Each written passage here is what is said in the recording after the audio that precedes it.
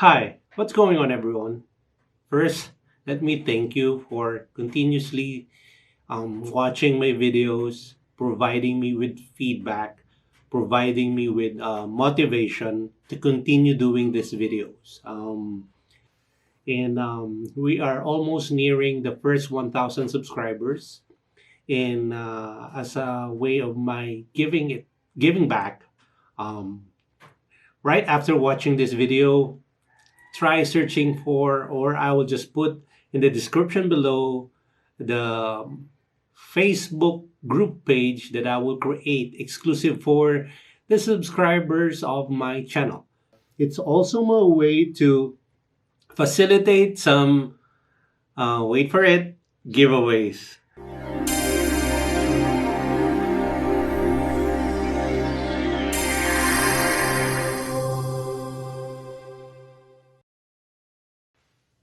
On today's video, I will talk about or answer 10 of the many questions subscribers of my channel have sent my way.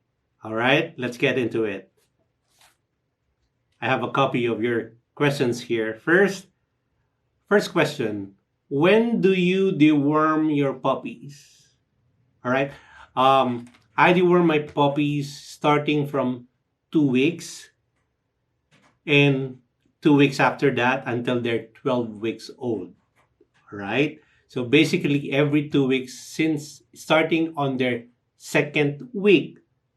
But here are some cases where I might advise otherwise.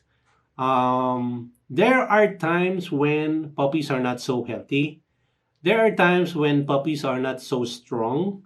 So when that's the case, I try to move the deworming a week on the third week or on the fourth week, as long as I see them um, stronger, healthier. All right, unless the reason I see for their being weak is worms. All right, if it's worms, then you should deworm right away. All right, but if it's not, if they're truly a little bit weak, because not all puppies are born the same, try to move the deworming on the third or on the fourth week. All right, don't rush. As long as if you have taken my advice that you were able to deworm the mother before breeding, then you should be good.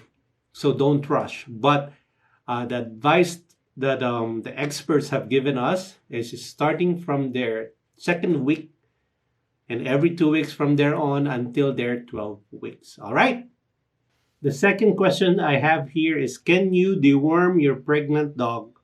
Technically, yes, but if you have watched my previous video, I would advise that deworm your dog prior to the breeding, at least during when you see the first drop of blood, or when you see that she's starting her heat cycle, deworm her. Then don't deworm her during pregnancy.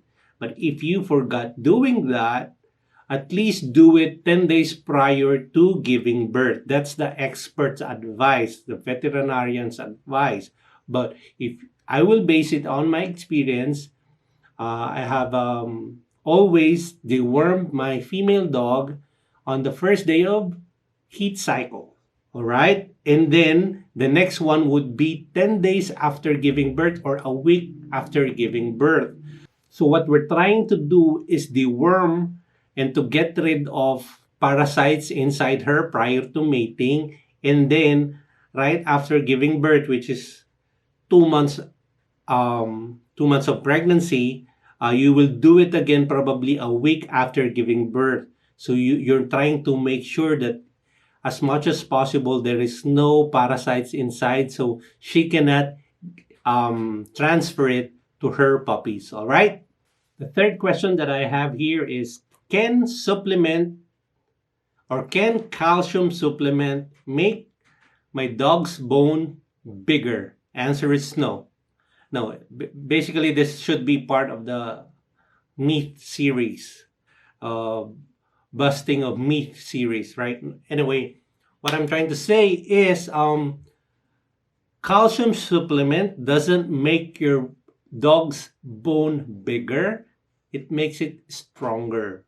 All right, but it's very important to know that aside from calcium, it should be a combination of calcium, phosphorus, and vitamin D. That's why the more common advice that you would hear is you give the calcium phosphorus um, combination, which is found in Kawu, SureGrow brands. I think Nutrical is one brand also, and most of the calcium supplement brands you will find in pet shops are actually a combination of calcium and phosphorus. But the vitamin D, you can get that from the natural source, the morning sunlight. So let them play, your puppies, let them play during morning so they can get the third factor, which is vitamin D. All right. The fourth question that I have here is if my dog has no rear angulation, meaning it's very straight, can I still correct it? Sad to say, 99.9% of the time you cannot, because if it's very straight, uh, it's genetic, it's hereditary, and especially if you see similar traits, if you find similar traits from other bloodline that is being shared by your dog. If its ancestors have that, if its siblings have that, maybe from a litter, if majority of the dog have that, then it's a trademark for that bloodline, then it's hard to correct it. Basically, having straight, it's already in its structure. You can't correct that. You can try to minimize. Some people who show their dogs, uh, especially if they have a clever handler, they can try to at least minimize the appearance of being too straight. So they have their tricks. But if it's too straight, no amount of tricks can hide that straight or no rear angulation for your show dogs. I'm sorry, but what you can do is somehow, if you plan to breed that dog, at least pair it with a dog that would complement. With basically what I'm trying to say is find dogs that have good rear angulation if you're trying for that. If you're trying to correct that trait on your bloodline, or at least, if not, eradicate that bloodline from your um, yard so as not to produce more no rear angulated dogs. All right. The fifth question that I have here uh, is what are the chances an overbite or an underbite be corrected? Based on my experiences, there is a bigger possibility of an overbite be corrected naturally without doing anything over the underbite. All right? Let me be clear. I have seen more overbite cases corrected naturally, and 99.9% of the time, if it's underbite, especially if you see it very early, that's hereditary. You cannot correct it. All right. There are toys. There are advices where you let them chew on this toy, let them chew on this rug. But I haven't really seen or experienced documented or the right formula to do it. But if you would ask me, it's hereditary, it's genetics, it's there already, unless it's gonna be done through surgery, maybe.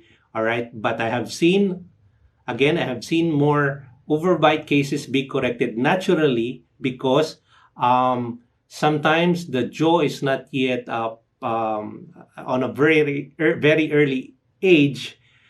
The correct or right formation of the jawline isn't fully developed, much like human beings, all right? we develop, our bones tend to develop as we age, and the same is true with dogs. But for underbites, it's close to impossible. All right.